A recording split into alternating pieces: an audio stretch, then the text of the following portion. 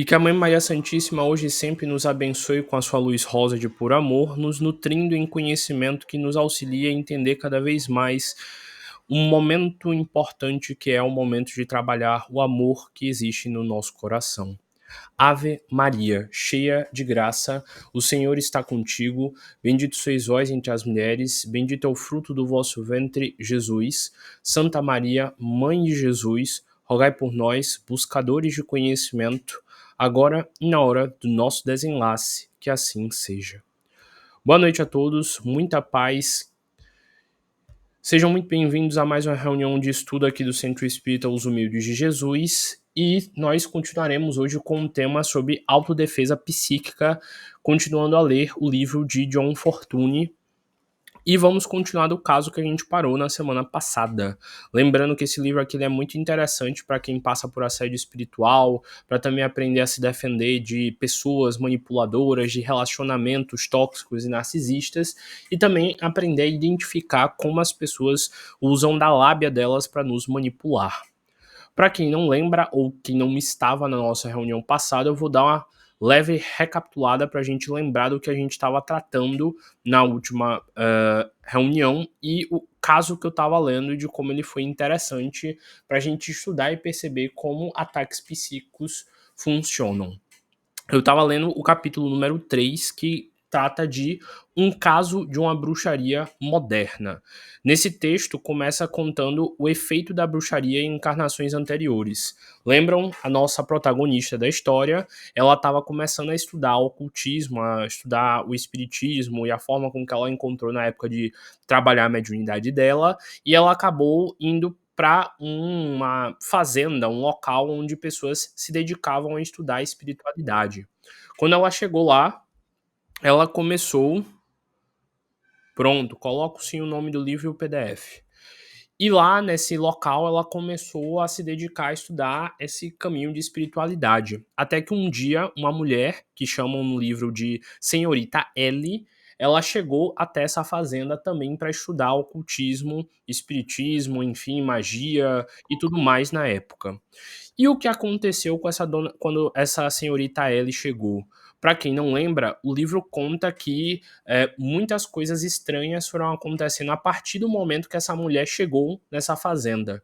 Por exemplo, conta que todo mundo via ela como uma mulher gentil, acolhedora e tudo mais, mas mesmo ela sendo gentil, em todos os locais que ela ia, coisas muito estranhas aconteciam, pessoas começavam a brigar, atritos começavam a acontecer, pessoas tinham sonhos estranhos, tinham pesadelos, e ela era uma mulher que vivia muito isolada, uma mulher que tinha um jeito meio estranho de lidar com as pessoas.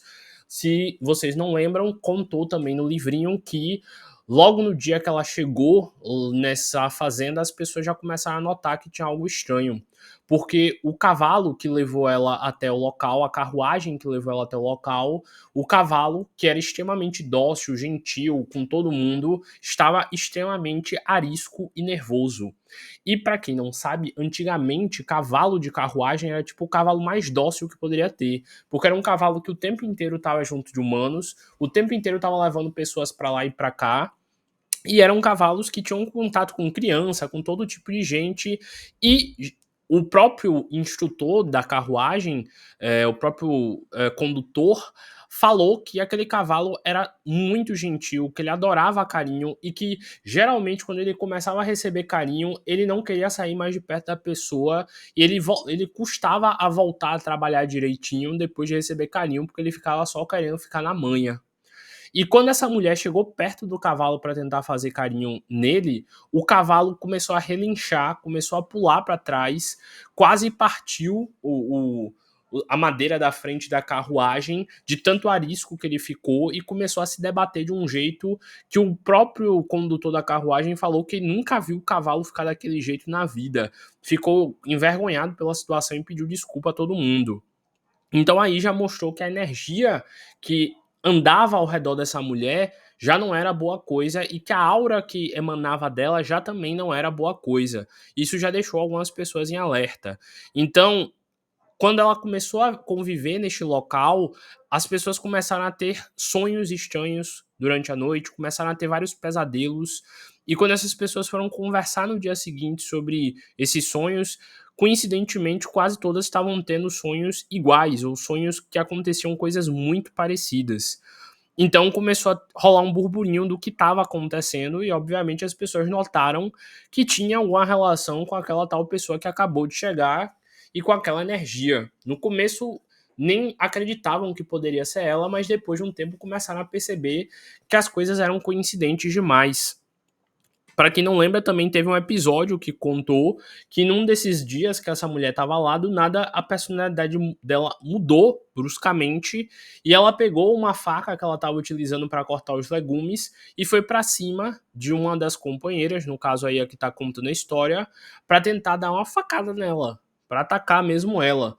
E depois, analisando a situação, perceberam que ela meio que estava incorporada, que foi uma situação de descontrole, que o espírito que estava ali do lado dela tentou fazer aquilo. Obviamente o espírito não ia conseguir matar realmente, mas foi uma forma de deixarem acontecer aquilo ali para alertar de que ela estava precisando de uma assistência mais nítida. Então tiveram vários casos onde as pessoas ao redor tiveram de intervir para poder ajudar mediunicamente nela, e o líder espiritual desse local começou a fazer várias intervenções, tanto que conta que ele fazia símbolos desenhados na porta do quarto dela, ele orientou ela a fazer alguns banhos de ervas, algumas orações para poder fazer o processo de desobsessão e afastar esses espíritos. E durante o processo ela começou a relatar e contar para o pessoal que ela começou a ter sonhos e ela começou a ter momentos onde ela começou a descobrir mais sobre o passado dela.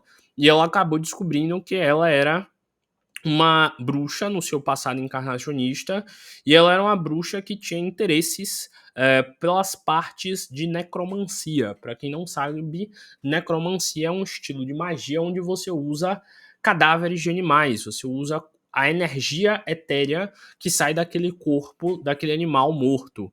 Tanto que essa mulher conta aí que ela odiava ficar perto de animais, ela não gostava, ela tinha uma aversão a tudo isso, contou aí na história, mas que ela, ao mesmo tempo ela tinha um fascínio muito grande por ver dissecações de animais e por ver empalhamento de animais, mesmo ela não gostando de fazer isso.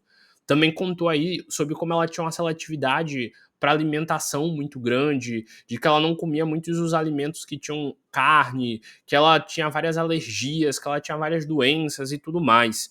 Lembram? Tem tudo isso na palestra gravada que está lá já no YouTube. E aí foi contando todo o processo de como foi aos poucos o processo de desobsessão que ela precisou passar, de como foi afastar esses espíritos que estavam rondando ela e querendo cobrar do passado encarnacionista dela. E a gente parou na metade do texto, onde estava começando a intervenção desse mestre, desse local, para poder afastar esses espíritos dela. Vocês lembram o que aconteceu? Começaram a perceber que durante a noite estava todo mundo tendo pesadelo. E começaram a perceber que essa mulher estava acordando de noite e vagando por dentro dessa fazenda que eles estavam, desse castelo, sei lá o quê. E aí ele fez alguns trabalhos energéticos, por exemplo, na porta do quarto dela, para poder fazer com que ela ficasse, entre aspas, presa dentro desse quarto durante a noite, para que ela realmente dormisse e para que ela não entrasse em estado sonambúlico e saísse perambulando. Tanto que conta aí que esse adepto, esse mestre desse local, ele todo dia, quando ela ia dormir, ele fazia na porta do quarto dela um símbolo de um pentagrama que ele desenhava com água. Ele meio que fluidificava a água, ele fazia uma água meio que benta, enfim, e ele desenhava o símbolo de um pentagrama na porta do quarto. Para quem não sabe, na magia, o pentagrama é um símbolo de banimento, é um símbolo do equilíbrio dos quatro elementos, e se você fizer corretamente, com a intenção certa, você pode utilizar desse símbolo como um símbolo de proteção e um símbolo também de concentração de energia. E aí contou aqui na história que, após ele começar a fazer esse símbolo todo dia na porta do quarto dela, na parte de fora, obviamente como era de água, evaporava e depois sumia o símbolo, ela começou a não ter mais sonambulismos durante a noite e ela não foi mais atacar o pessoal que morava lá, e o pessoal parou de ter pesadelos também durante a noite. Obviamente, como eu expliquei na palestra passada, eu vou explicar aqui de novo, não é qualquer pessoa que simplesmente vai fazer esse desenho na porta e vai funcionar, não. Ele tinha uma intenção, ele consagrou a água da forma correta, ele provavelmente fez uma água da arte, ou então ele fez uma purificação com algum tipo de salmo, ele sabia o que ele estava fazendo, é isso que eu estou dizendo, não é você não vai chegar e fazer a mesma coisa e vai funcionar talvez da mesma forma, não. Dependendo, né? Se você fizer uma água bem fluidificada e realmente tiver muita fé naquilo que você está fazendo, você pode conseguir também, mas como eu estou explicando, demanda estudo. E também contou aqui o relato de que essa mulher, durante o dia, ela algumas vezes parece que sentiu vontade de atacar esse homem. Na verdade, não era ela que estava com vontade de atacar ele. Eram os espíritos que ele estava conseguindo afastar dela que estavam irritados com ela. E ele também fez esse mesmo símbolo, só que por dentro do quarto, por dentro da porta do quarto.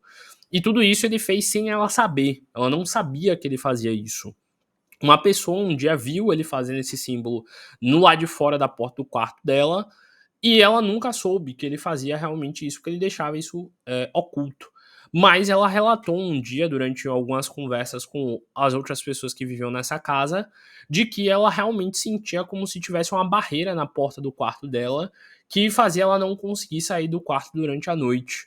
E que muitas das vezes, quando ela tentava sair do quarto, ela sentia uma vontade de não tocar na porta e voltava para dormir. E aí conta que ele também fez esse símbolo pela parte de dentro da porta do quarto dela. E também não contou a ela. Outras pessoas descobriram que ele também estava fazendo isso.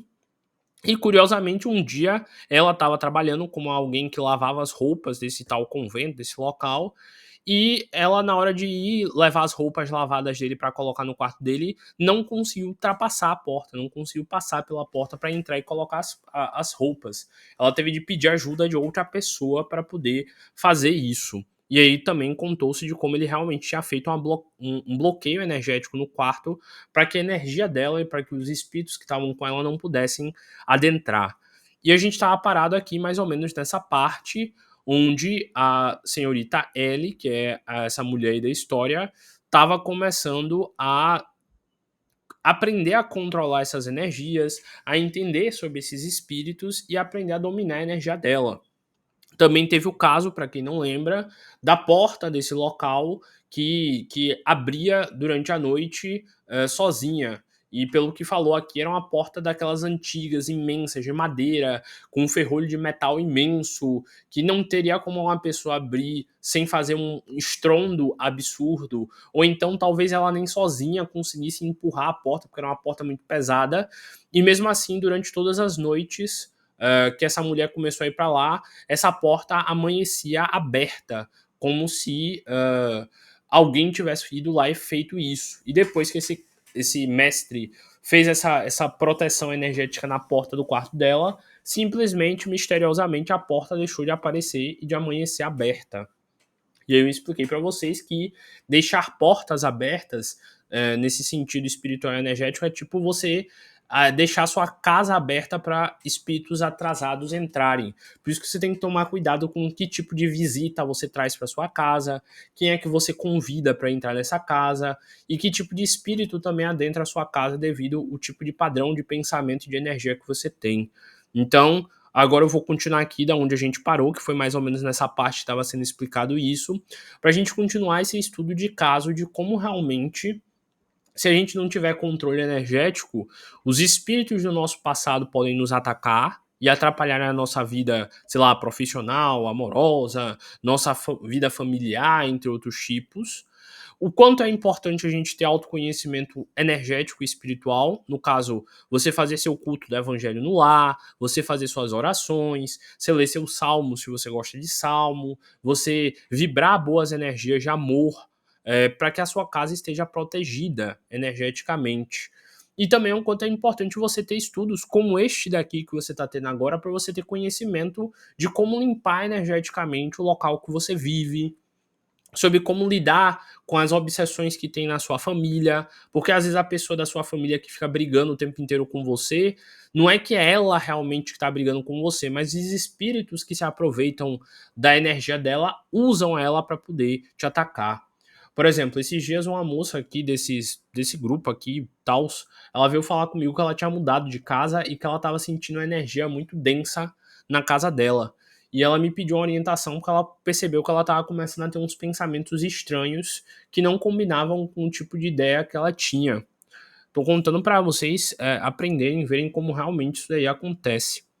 Ela falou que ela estava começando a se sentir muito triste, muito chateada, muito angustiada, que ela do nada estava sentindo uns pensamentos estranhos antes de dormir, uma vontade de não fazer nada e tudo mais, e que ela achou isso estranho porque ela não era assim, ela era uma pessoa ativa, que tinha bastante energia, que fazia tudo no dia a dia, e depois que ela mudou para essa casa que isso aconteceu. E ela tava me pedindo orientações do que fazer. Eu expliquei para ela fazer a prece ao anjo guardião, fazer o Pai Nosso, fazer o culto do Evangelho lá, enfim, tudo que eu sempre ensino aqui para vocês. E ela me contou recentemente que outro dia ela tava molhando as plantas dela, ela tava no prédio dela, sei lá, conversando, passeando, e uma das vizinhas dela parou para conversar. E ela perguntou, por curiosidade, quem é que morava aqui antes de eu morar nesse apartamento? E aí a vizinha falou: ah, morava uma moça que estava fazendo faculdade, mas ela teve de voltar pro interior dela porque ela ficou depressiva. Ela estava tão depressiva que ela não saía mais do quarto, não comia mais. A família dela teve de vir do interior pegar ela e para tirar ela dessa casa, porque ela estava ficando muito mal e ela estava vivendo de um estado, de um jeito deplorável, não estava nem mais querendo sair da cama. E aí essa pessoa me relatou que realmente o local onde ela sentia na casa a energia mais densa era no quarto, que era o local onde essa menina não saía de jeito nenhum, e que os pensamentos que ela estava sentindo eram extremamente parecidos com o que essa vizinha definiu que essa moça estava vivendo. Então, ela, sem nem saber, foi parar nessa casa, sem nem saber as energias que estavam lá presas dessa pessoa que viveu antes estavam lá, e ela começou a ter as ideações, e ela estava começando a acreditar que aquele desânimo era dela, por ela não perceber, ou não saber, ou não pensar que aquilo ali era realmente do local da casa que ela estava vivenciando.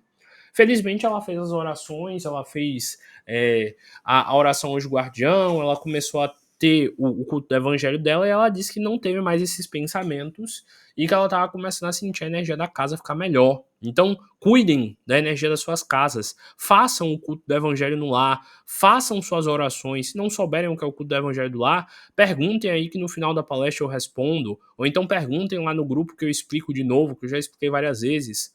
Mas é importante vocês terem esse cuidado energético, porque às vezes você pode estar depressivo, você pode estar chateado por uma questão energética. Tudo bem que na maioria das vezes pode ser que você não está se alimentando bem, que você não está dormindo bem, que você não está cuidando do seu corpo, mas, na dúvida, se você pode fazer uma oração, se você pode fazer uma limpeza energética e espiritual da sua casa, faça.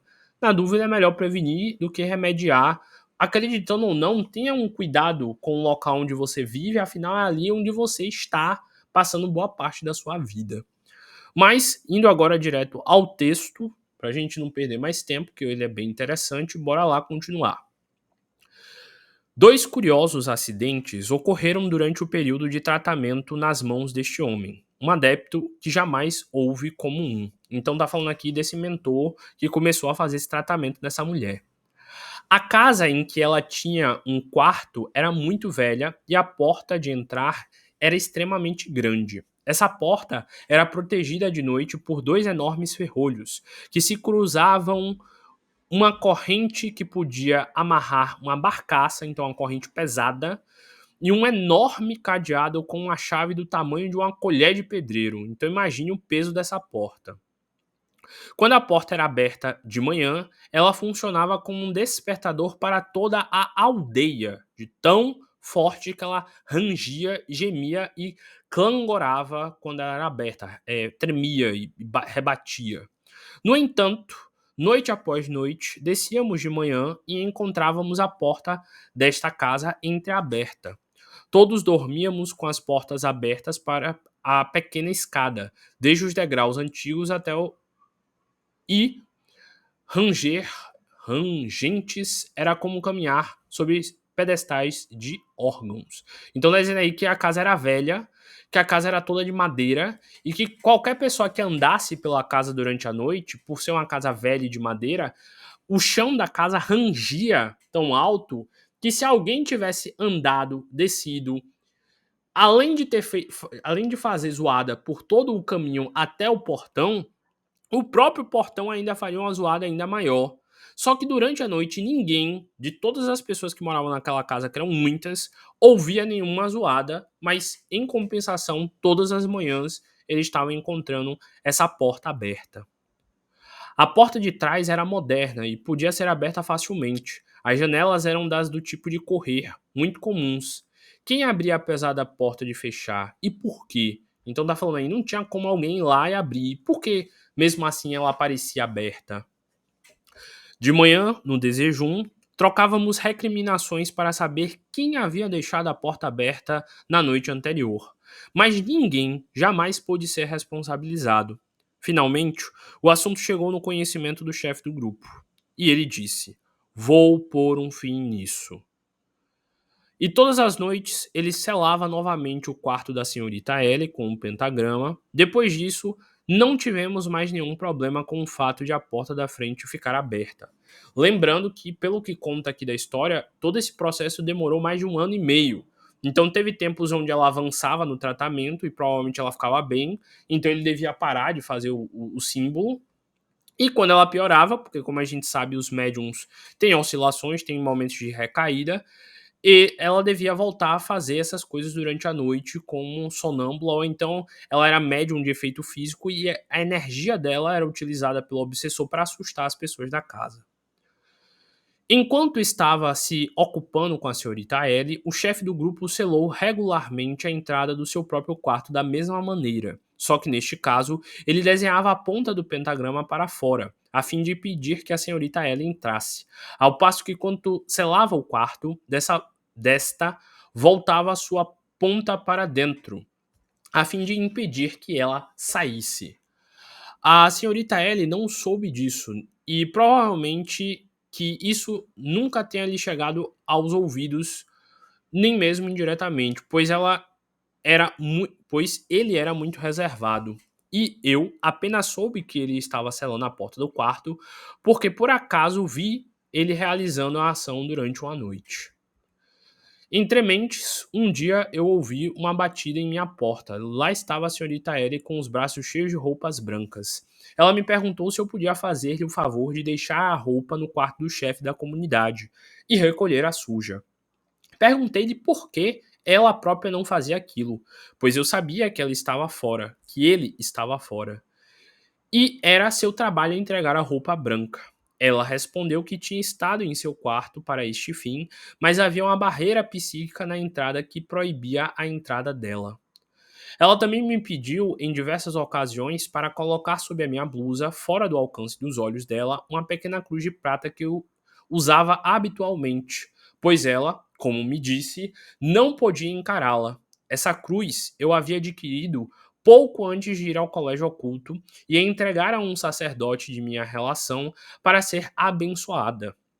Então ela fez um processo de consagração com essa cruz de prata, com um sacerdote que botou nessa cruz provavelmente algum tipo de magia de proteção ou de banimento. Ele fez meio que o amuleto da sorte, como a gente ouve em filmes. Pois eu não estava inteiramente tranquila quanto à natureza do grupo a qual me reunia, e durante os primeiros dias de minha associação, andei na ponta dos dedos, por assim dizer, pronta para uma fuga iminente. Então ela estava pronta para picar a mula dela se ela visse que eles estavam fazendo coisas ruins. Naturalmente, eu guardara segredo das precauções psíquicas que eu tomara contra meus novos amigos. E ninguém soube que a cruz havia sido especialmente magnetizada contra ataques psíquicos, no caso, más intenções, obsessores, energias de pessoas que pudessem tentar fazer algo de mal a ela. Não obstante, mesmo assim, essa mulher que queria e tentou atacar ela uma vez, sentia e tinha um temor em relação à influência dessa cruz. Então, diversas vezes a intenção desse obsessor de atacar essa mulher via, e ela não conseguia atacar exatamente por causa dessa cruz aí que estava consagrada. Francisco, como é que eu faço isso para mim? Você pode ter um crucifixo normal seu, e todos os dias, quando você fizer orações, você pode mentalizar a energia dessa oração nesse crucifixo, se você gosta de usar crucifixo. Ou você pode arrumar um colar desses com pedra ametista, com alguma pedra que você goste, ou então um anel, enfim. Mas, lembrando, o que realmente te protege é a boa energia que você tem, as orações que você faz e a conduta boa que você tem. Porque de resto, senão, qualquer energia vai poder lhe atacar da mesma forma se você não for uma pessoa justa e honesta. E aí continua.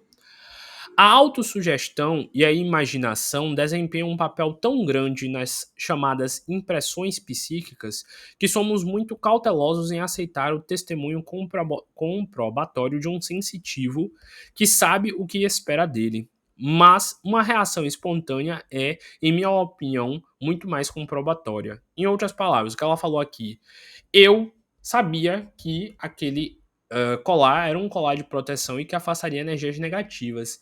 Mas ver uma pessoa que não fazia ideia disso comprovando para mim que realmente ela se sentia mal ao perceber e sentir a energia do meu cordão de proteção, me fez confirmar que ele realmente tem energia, que ele realmente me protege e que ele realmente estava evitando de eu ser atacado por essa senhorita Ellie. Então, ela meio que tá dizendo aí o quanto ela ficou surpresa, mesmo sabendo que aquele colar era um colar de proteção feito por alguém sério, de que realmente o colar estava protegendo ela.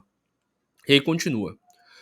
Quando o tratamento da senhorita Ellie estava prestes a chegar ao seu final, muitas informações interessantes vieram à tona. Ela nos contou que tinha lembranças distintas de ligações com magia negra em suas vidas anteriores.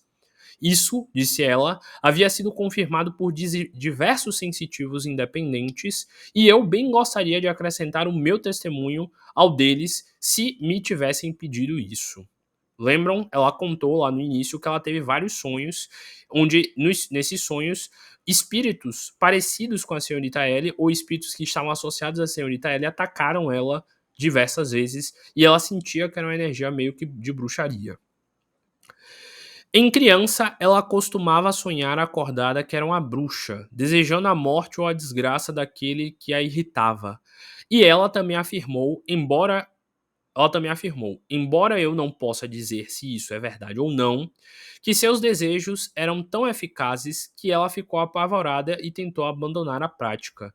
Então tá dizendo aqui que às vezes ela ficava mentalizando que ela queria que alguém morresse, que alguém ficasse doente, e a pessoa realmente ficava e que ela ficou muito assustada com isso, que ela muitas vezes tentou negar a magia que existia nela, exatamente pelo medo das consequências.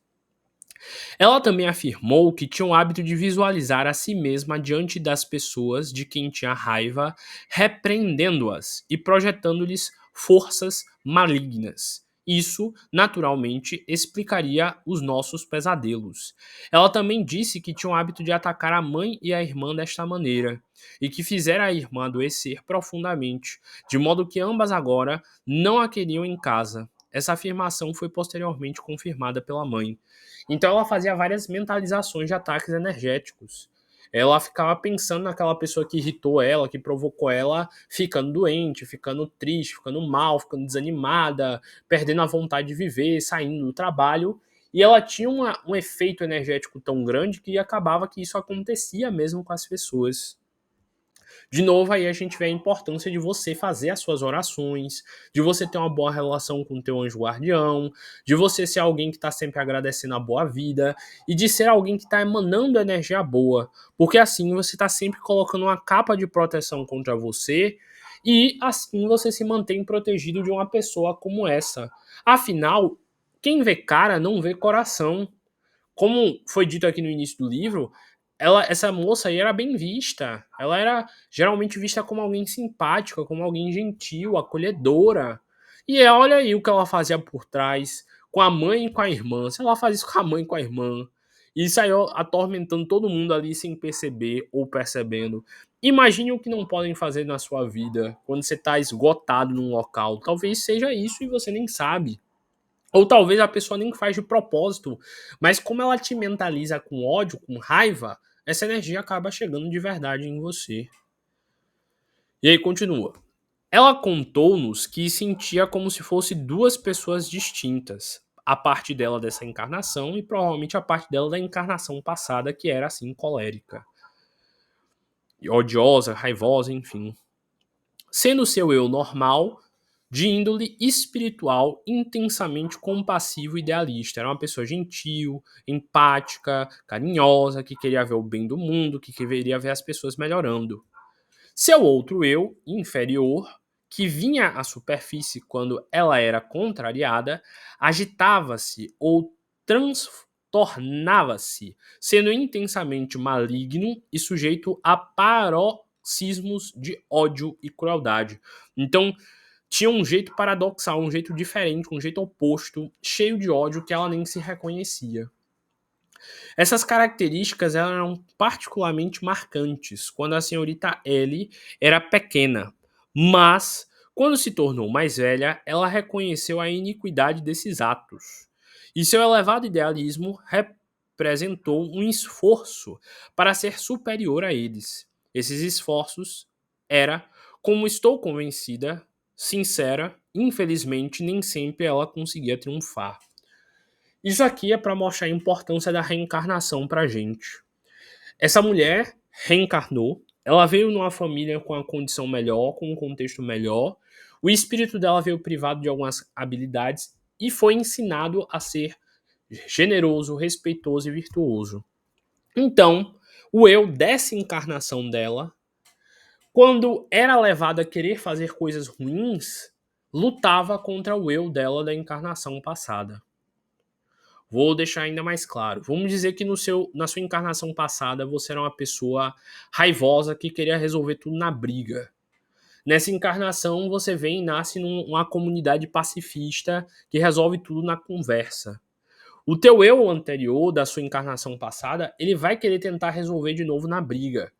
E o seu espírito pode ficar muitas das vezes tentando ficar raivoso pelaquela forma dele de responder a situações de conflito.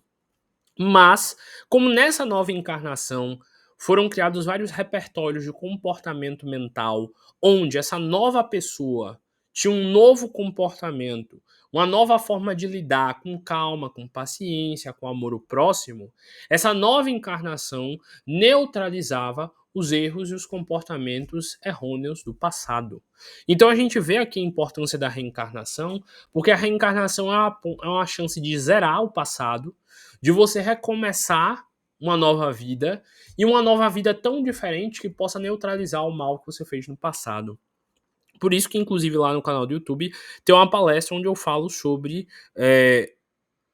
vidas passadas e sobre como eu não sou muito a favor e eu não recomendo pessoas tentarem fazer regressões e coisas do tipo para tentar saber o passado.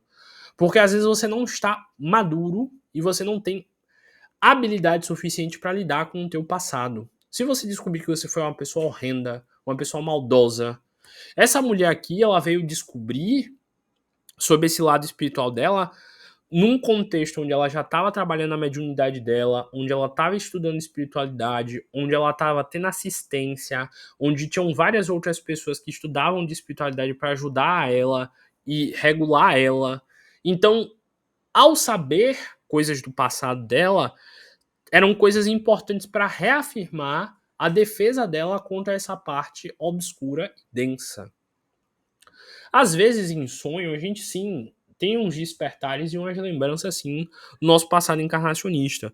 Mas o que vem em fragmento de sonho geralmente é algo que os nossos guias veem que a gente já tem maturidade para lidar e por isso eles liberam lá pra gente. Então é importante a gente ter essa noção pra gente conseguir regular a nossa mente e não deixar o nosso passado determinar quem a gente vai ser nesse presente. Continuando. Essas características eram particularmente marcantes quando a senhorita Ellie era pequena, mas quando se tornou mais velha, ela reconheceu a iniquidade desses atos, o quanto era ruim, o quanto eram horríveis, e seu elevado idealismo representou um esforço para ser superior a ele. Esses esforços era, como estou convencida, sincero. Infelizmente, nem sempre ela conseguia triunfar. Então, de novo, repeti aí para deixar bem claro. Ela tentava lutar, mas nem sempre ela controlava, por isso que às vezes ela ainda tinha uns acessos de fúria. Ela se referiu ao incidente em que me pediu para trancar a porta e disse que o que fizera era na esperança de conceder-me algum tipo de proteção contra a projeção astral a qual ela sabia estar tentada a entregar-se. Então, ela tinha uma certa consciência que quando o espírito dela saía do corpo, ele saía para aprontar e fazer maldades. E tem um trecho aqui do texto que eu li na semana passada que conta que essa mulher, a senhorita Ellie, pediu para essa outra mulher que ia ser atacada para ela se trancar no quarto e para ela se proteger contra esse espírito, mesmo sem saber direito ainda na época o que era este tal espírito. E essa mulher não fez, ou fez e não surtiu efeito, e ela teve os pesadelos lá e tudo mais que eu já li e relatei. À primeira vista, o seu caso parecia ser um caso de obsessão, e assim foi diagnosticado por um ou dois membros da comunidade. Mas o tratamento adequado revelou outra coisa: não era obsessão. Como assim, Francisco? Prestem atenção aqui no que eu estou lendo. Quem fazia a maldade, quem tinha a energia densa, quem fazia todos os ataques astrais e todas as coisas, era o próprio espírito dela. Só que o espírito dela em desdobramento. Então não era um obsessor, porque um obsessor parte do princípio de que é um espírito fora de você, do seu passado encarnacionista, que está te atacando. O próprio obsessor dessa mulher era ela mesma. A própria face do espírito dela mais atrasado, que não estava querendo aceitar a evolução que ela estava tendo e que estava querendo fazer maldades para ver se puxava ela de novo para o erro, se puxava ela de novo para aquele atraso que ela tinha antes.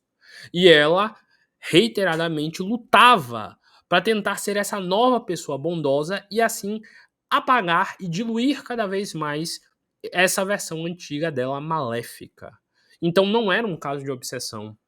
Ela era o próprio obsessor dela.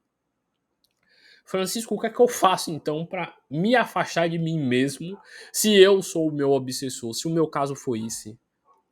Oração, meditação, leitura, estudo, porque quanto mais conhecimento você colocar, bagunçando, Bruna, quanto mais conhecimento você colocar em seu favor, mais você vai estar fortalecendo essa nova encarnação sua com conhecimentos bondosos que irão ajudar a bloquear a influência dessa sua encarnação passada. Então, se você sente que tem uma parte negativa, uma parte monstruosa, uma parte colérica, irritada dentro de você, se você sente que tem uma parte sua que ainda quer vingança, que ainda tem ódio, que ainda quer ver o mal do outro, fique-se mentalmente em ser uma pessoa ainda mais correta a todo instante. Repreenda cada vez mais na sua mente esses próprios pensamentos negativos que são seus. Leia cada vez mais, estude cada vez mais sobre coisas positivas que antagonizem essa parte negativa que existe em você e que transforme você em alguém com cada vez mais luz, para que você possa ser capaz de diluir as trevas que habitam dentro de você mesmo. E é assim que você vai conseguir fazer um processo de desobsessão em você mesmo, se transformando cada vez mais em um espírito mais puro. E ele continua. Esse caso revela outro ponto interessante. Porquanto, fiel à tradição das bruxas, ela tinha um verdadeiro horror aos símbolos sagrados. Por isso que ela tinha uma aversão ao crucifixo, ela tinha uma aversão a vários símbolos que fizeram aí durante o texto, que eram símbolos que no passado mataram bruxas. Como, por exemplo, na Inquisição, as bruxas eram queimadas em cruzes e em outros símbolos. Ela não ocuparia um quarto onde houvesse uma imagem de tema religioso. Nada a forçaria a usar qualquer peça de joalheria na formato de uma cruz. E era impossível para ela entrar numa igreja. Esse caso tem muitos pontos interessantes, especialmente o fato que o que era aparentemente um caso de insanidade característica foi esclarecido pelos métodos ocultos. Então ela não estava maluca, era uma obsessão, e ela, com esse tratamento espiritual, conseguiu melhorar. Eu já vi, por exemplo, casos de pessoas que, ao entrar em igrejas, sentiam vontade de desmaiar, sentiam arrepios, começavam a bocejar, começavam a sentir vontade de sair dali. Pessoas que começavam a chorar sem nem saber o motivo.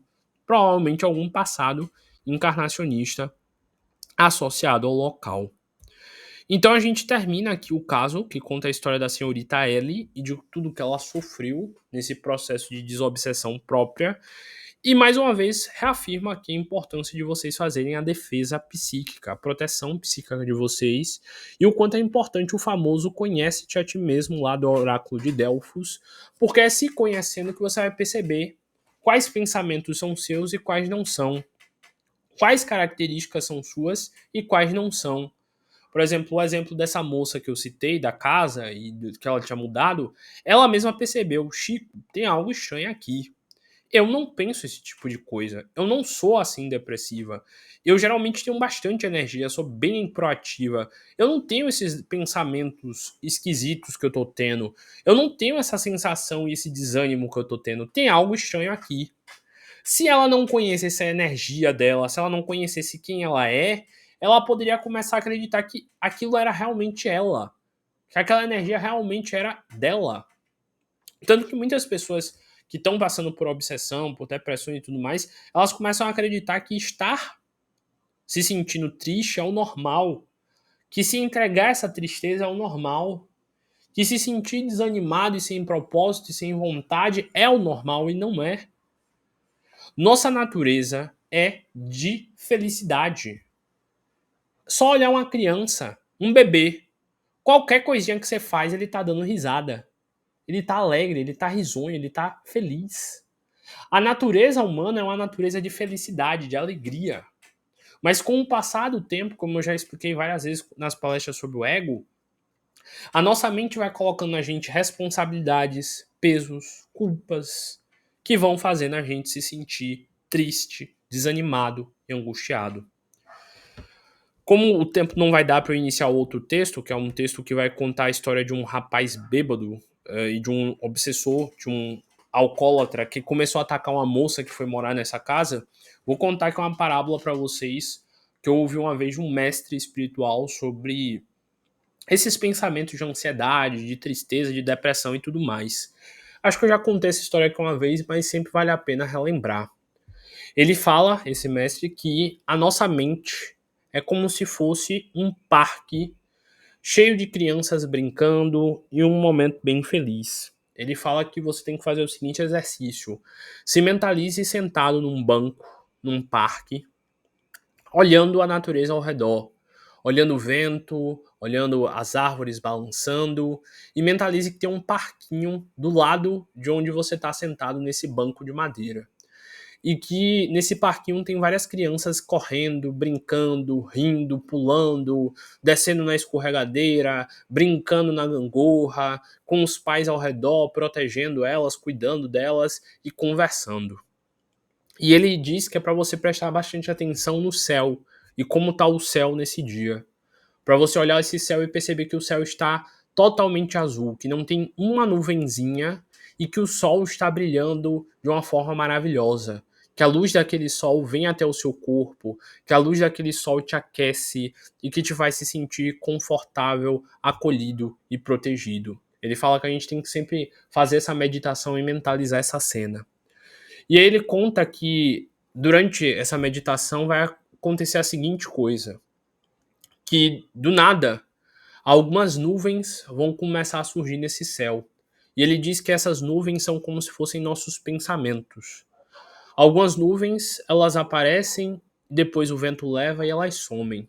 Outras nuvens, elas ficam um certo tempo. E quanto mais tempo a gente deixa elas no nosso céu, elas podem se tornando nuvens cinzas, nuvens obscuras, nuvens de culpa, de medo, de dor.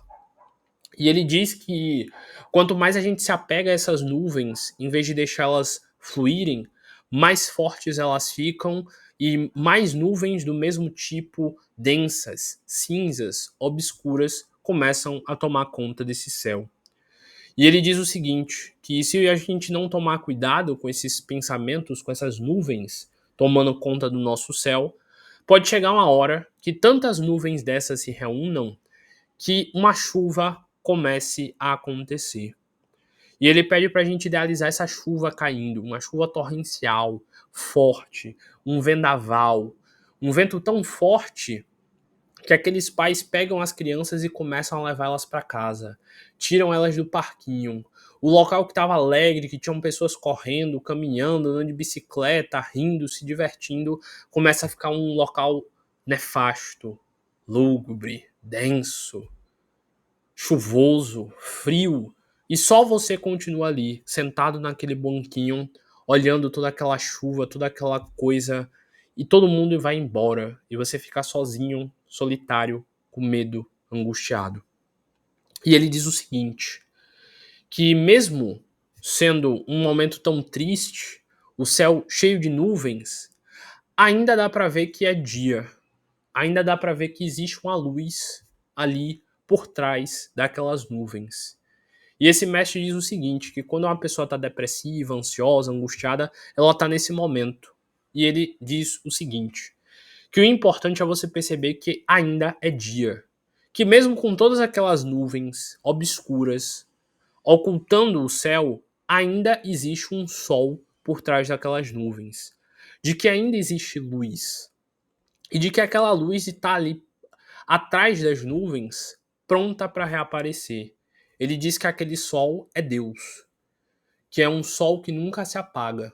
Que durante a vida a gente tem momentos onde a gente está profundamente conectado com ele e tem momentos onde a gente perde essa conexão, onde a gente perde essa habilidade de ver o belo e azul límpido do céu. E ele diz o seguinte, que da mesma forma que a gente foi colocando cada uma dessas nuvens cinzas, se apegando a cada uma delas, nós temos o poder de limpar o céu que é a nossa mente.